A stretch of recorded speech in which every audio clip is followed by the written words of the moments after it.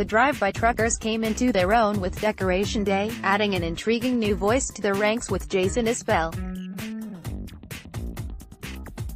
Fresh off a country-fried testament of faith on Southern rock opera, this new album took a turn toward the more contemplative, telling inky tales of hard choices and love gone wrong. Isbell, a decade younger than co-founders Patterson Hood and Mike Cooley, played a key role in that shift. The title track to this project, which was issued on June 17, 2003, was the first thing he ever wrote with the Drive-By Truckers. But something more fundamental was already changing in the group, as they began to rely more on their instincts, first in hiring Isbell and then in their entire approach to Decoration Day. They'd steadily gained enough experience to be great, and now they were putting it to good use.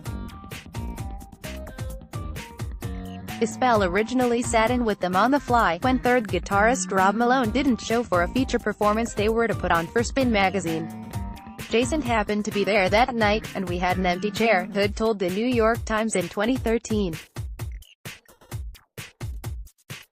He ended up going on tour with us. Both Decoration Day and Outfit, Isbell's two featured moments on the album, were written over the next 2 weeks. I knew we'd struck gold, Hood added. This chubby kid, he was 22 but looked like he was 15, was going to be one of the great songwriters of our time. Everything was moving fast for the Drive-By Truckers, who were suddenly collecting rock cred accolades, frequent flyer miles and empty liquor bottles at a dizzying clip. Still, they held on to the things that made them who they were, first by pulling away from Lost Highway Records. Home to Johnny Cash and Lucinda Williams, the label had signed the Drive-By Truckers after their third album Southern Rock Opera took off. That brought specific expectations for the follow-up, however, and Hood said their new direction simply didn't sync up. I know they wanted it to be shorter and more concise, and probably more upbeat, Hood told the Associated Press in 2003. We could see that it wasn't going to be a priority to them. Decoration Day ended up finding a home on New West, a smaller independent label. Listen to the Drive-By Truckers perform Decoration Day. Hood, Cooley, who contributed Marry Me, sounds better in the song When the Pin Hits the Shell, and the album closing, Loaded Gun in the Closet, and Isbell were joined by bassist Earl Hicks and drummer Brad Morgan during lightning-fast sessions at Chase Park Transduction Studios in Athens, Georgia, with producer David Barb, who played bass in Bob Mould's band Sugar. 7 of the album's 15 songs are first takes, including Sinkhole, inspired by an Academy Award-winning short film filled with gallows humor called The Accountant, while 5 others are second takes. Yet Decoration Day isn't a compulsive outburst. The Drive-By Truckers spent far more time fleshing out the details here, adding distinctive touches that set these songs apart from anything they'd ever done before. Isbell added an electric mandolin to The Deeper In, playing through an old Ampeg Gemini amp belonging to Barb. When Pin Hits the Shell, and Hood's Do It Yourself, which are presented back-to-back later in the song order, respectively feature veteran keyboardist Spooner Oldham on Wurlitzer and singer Bob Spires of The Possibilities, and Athens band. Heathens, originally pegged by Hood as the title track before Isbell's song emerged, featured a double-tracked EBow guitar from their newest member, as well. Decoration Day was made complete with an eruptive, Allman Brothers Band-style jam. That was David Barb's doing, Isbell told Jam Bands in 2003. We had finished recording the song, and David comes over and says, I think it would really sound good with a coda at the end.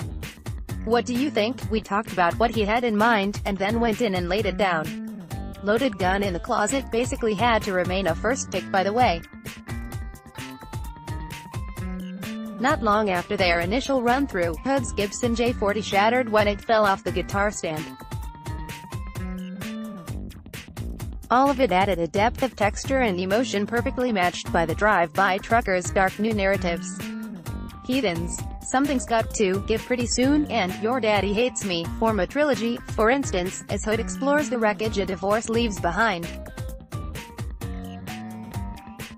Listen to the Drive-By Truckers perform Heathens. Isbell, who also hailed from Cooley and Hood's native Alabama, naturally shared their deeply embedded interest in the South's mysterious folklore and Gothic underpinnings.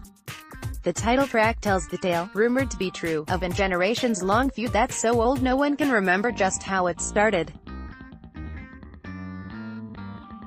It recalls the country-strong advice Isbell's dad used to give him as a boy. The song was actually recorded just before Father's Day. Isbell gave a copy of Outfit to him as a present. Along the way, Decoration Day more or less became an album about choices, good and bad, right and wrong, and the consequences of those choices, Hood said later.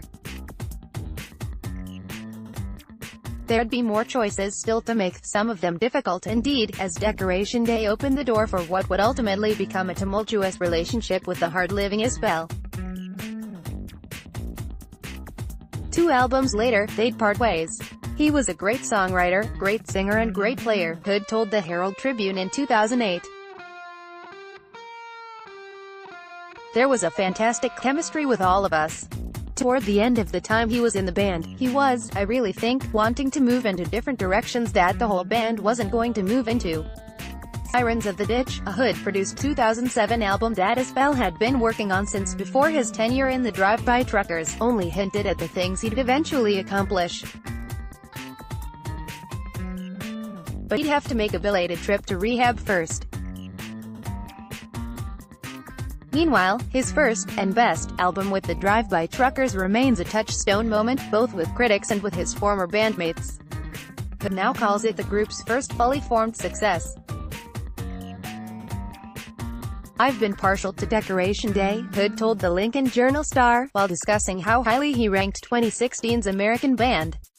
Where I was as a person and in my development, where I was in my life as an artist and where we were as a band, it kind of peaked definitely at that point.